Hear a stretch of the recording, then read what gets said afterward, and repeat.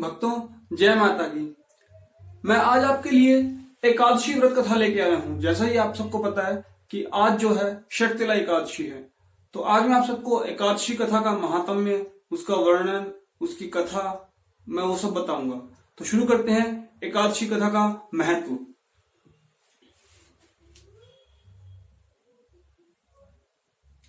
भगवान श्री कृष्णचंद्र अर्जुन से बोले कि एक बार नैमिषारण्य में शौनक आदि 28,000 ऋषि एकत्रित हुए।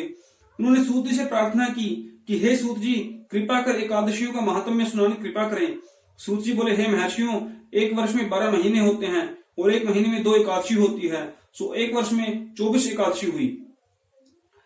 जो पुण्य चंद्र या सूर्य ग्रहण में स्नान या दान से होता है तथा जो पुण्य अन्न दान, जल दान, स्वर्ण दान, भूमि दान, गौ दान, कन्या दान और अश्वमेध आदि यज्ञ करने से होता है, जो पुण्य तीर्थ यात्रा तथा कठिन तपस्या करने से होता है, उससे अधिक पुण्य एकादशी व्रत रखने से होता है।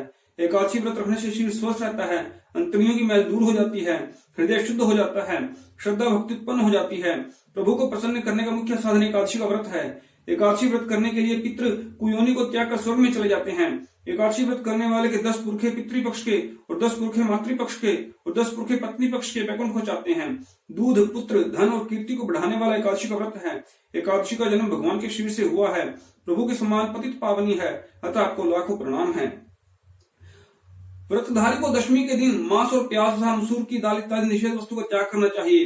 रात्रि को ब्रह्मचार्य रखें, स्त्री से रमण नहीं करना चाहिए। प्रातः एकादशी को लकड़ी का दातुन न करें। नींबू, जामुन या आम के पत्ते लेकर चबा लें और उंगली से कंठ शुद्ध कर लें। वृक्ष से पत्ता तोड़ना भी वर्जित है, अतः स्वयं गिरा हुआ पत्ता लेकर सेवन करें। फिर स्नान कर मंदिर में जाना चाहिए। गीता पाठ करना या सुनना चाहिए। प्रभु के सामने प्रण करना चाहिए कि आज मैं चोर, पाखंडी और दुराचारी मनुष्य से बात नहीं करूंगा और न किसी के दिल को दुखाऊंगा। गौ ब्राह्मण को फलाहार देकर प्रसन्न करूंगा। रात्रि को जागरण कर कीर्तन करूंगा। ओम नमो भगवते वासुदेवाय, इस 12 अक्षर के मंत्र का जाप करूंगा। राम, कृष्ण, नारायण इत्यादि विष्णु सहस्त्र नाम को कंठ का भूषण बनाऊंगा। ऐसी प्रतिज्ञा करके मंदिर में प्रार्थना करें कि मेरी लाज आपके हाथ में है, अतः मेरे प्रण को पूरा करना। यदि अचानक भूलकर किसी निंदक से बात कर बैठे तो उसका पाप दूर करने को सूर्य नारायण के दर्शन और धूप दीप से भगवान की पूजा कर क्षमा मांग लेनी चाहिए। एकादशी के दिन झाड़ू नहीं देनी चाहिए। चींटी आदि जीव मर जाते हैं तथा बाल नहीं काटने चाहिए और अधिक नहीं बोलना चाहिए। अन्न का दान देना चाहिए। अन्न दान लेना भी वर्जित है। झूठ, कपट आदि को कर्म न करना चाहिए और दशमी के साथ मिली हुई एकादशी वृद्ध मानी जाती है। शिव उपासक तो इसको मान लेते हैं। वैष्णव को योग्य द्वादशी से मिली हुई एकादशी का व्रत करना चाहिए और त्रयोदशी आने से पूर्व व्रत पूर्ण कर लेना चाहिए। फलाहारी को गोभी, गाजर, शलगम, पालक, कुल्फा का साग इत्यादि न खाना चाहिए और मूली, आम, अंगूर, केला, बादाम, पिस्ता इत्यादि अमृत फलों का सेवन करना चाहिए। प्रत्येक वस्तु प्रभु को भोग लगाकर और तुलसी दल छोड़कर खानी चाहिए। द्वादशी के दिन ब्राह्मणों को मिष्ठान दक्षिणा से प्रसन्न कर परिक्रमा ले लेनी चाहिए। किसी संबंधी की मृत्यु हो जाए तो उस दिन एकादशी व्रत रखकर उसका फल उसे संकल्प कर देना चाहिए और गंगा जी में पुण्य अस्थि प्रवाह करने पर भी एकादशी व्रत रखकर फल प्राणी के निमित्त दे देना चाहिए। प्राणी मात्र को अंतर्यामी का अवतार समझकर किसी से छल कपट न करना, मधुर भाषण करना, कोई अपमान करे तो उसे आशीर्वाद देना, क्रोध मत करना, क्रोध चंडाल का पाय है।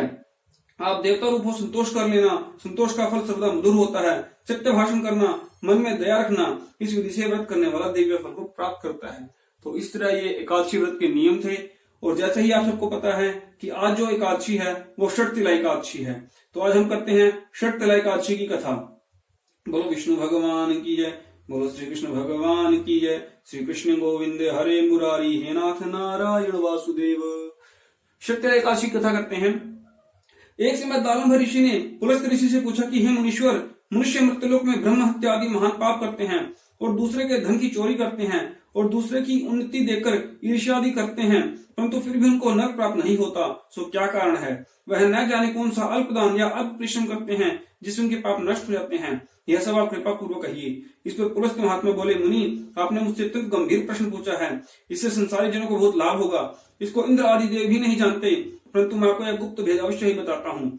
माघ मास के आने पर मनुष्य को स्नान आदि से शुद्ध रहना चाहिए और इंद्रियों को वश में करके तथा काम, क्रोध, लोभ, मोह, ईर्ष्या, अभिमान आदि का स्मरण नहीं करना चाहिए। उसको हाथ पैर धोकर पुण्य नक्षत्र में गोबर, कपास, तिल मिलाकर उपले बनाने चाहिए। उन कंडों से 108 बार हवन करें और यदि उस दिन मूल नक्षत्र हो और द्वादशी हो तो नियम से रहें। स्नान आदि नित्य क्रिया से शुद्ध होकर भगवान का पूजन कीर्तन करना चाहिए। एकादशी के दिन व्रत करें और रात्रि का जागरण और हवन करें।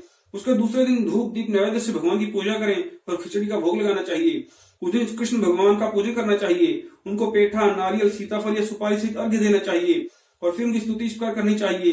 हे भगवान, आप अशरणों को शरण देने वाले हैं, आप संसार में डूबे हुए को उद्धार करने वाले हैं।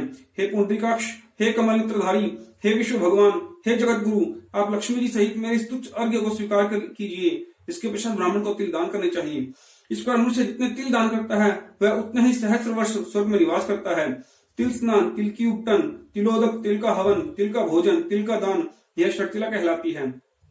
इससे अनेक प्रकार के पाप दूर हो जाते हैं। एक दिन नारद ऋषि बोले, हे भगवान, आपको नमस्कार है। इस षटतिला एकादशी का क्या पुण्य होता है और इसकी क्या कथा होती है, सुकृपा पूर्वक कहिए। श्री कृष्ण भगवान बोले, हे नारद, मैं तुमसे आंखों देखी सत्य घटना कहता हूँ, ध्यान पूर्वक सुनो। प्राचीन समय में मृत्यु लोक में एक ब्राह्मणी रहती थी। वह सदैव व्रत किया करती थी। एक समय वह 1 माह तक व्रत करती रही। इससे उसका शरीर अत्यंत दुर्बल हो गया। वह अत्यंत बुद्धिमान थी, परंतु फिर भी उसने कभी देवताओं और व्रतों से अपना मन अस्थिर नहीं किया। इस प्रकार मैंने सोचा कि ब्राह्मणी ने व्रत आदि से अपना शरीर शुद्ध कर लिया है, इसको वैष्णव लोग भी मिल जाएगा, परंतु इसने कभी अन्न दान नहीं किया है, इसको इसकी तृप्ति होना कठिन है।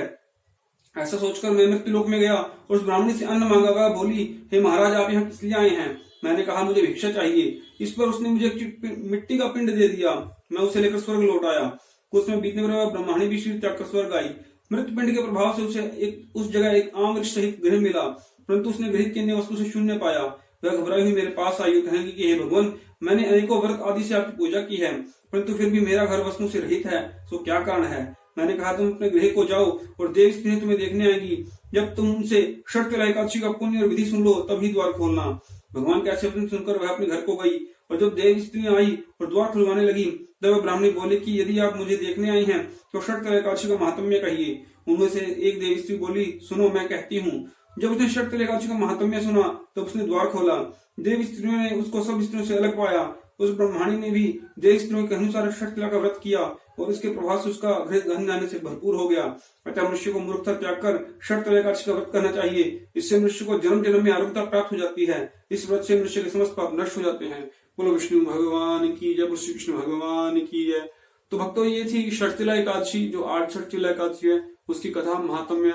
आप इस कथा को जरूर सुनिए और एकादशी का व्रत करना चाहिए। आपको पता ही है, साल में 12 महीने होते हैं और एक महीने में 2 बार एकादशी आती है, एक आपकी शुक्ल पक्ष की और एक कृष्ण पक्ष की। तो इस तरह साल में 24 एकादशी हो जाती हैं। तो मनुष्य को चाहिए कि वो भगवान श्री कृष्ण का ध्यान करे और जो 24 की 24 एकादशी हैं उनका व्रत करे, उनका पाठ करे, उनका पूजन करे। बोलो श्री कृष्ण भगवान की जय।